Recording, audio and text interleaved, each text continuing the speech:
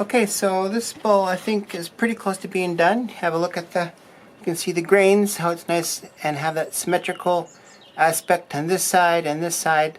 So I can tell that the inside is nice and round and equal on all surfaces. You'll notice that for this particular lathe, the sides are more of an angle and the front and the back are rounded more. There's a flat space in the middle, which is why you can kind of see this little square bit.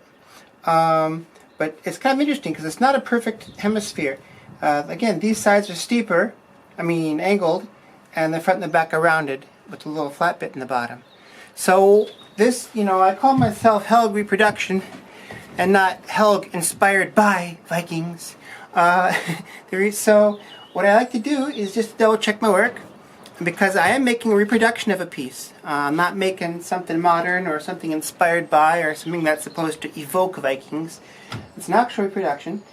So I got this neat little doohickey here, which I used also when I'm drawing, but it can be used too to double check your work.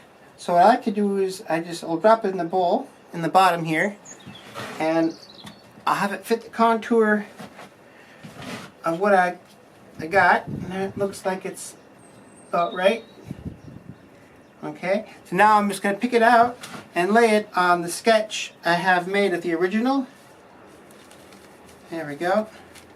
It's pretty good. You can see you need to make the back here a little bit deeper, as you can see. Maybe about, I don't know, 1/16 of an inch for American people, or about 1 millimeter for the French. I'm going to double check that. Yeah, so it needs to be a little bit deeper here,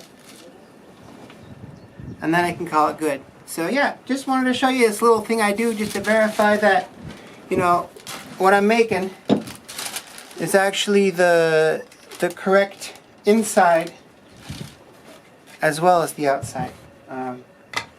Because yeah, it's all about making things as historically accurate as possible to the original piece that I'm making a copy of.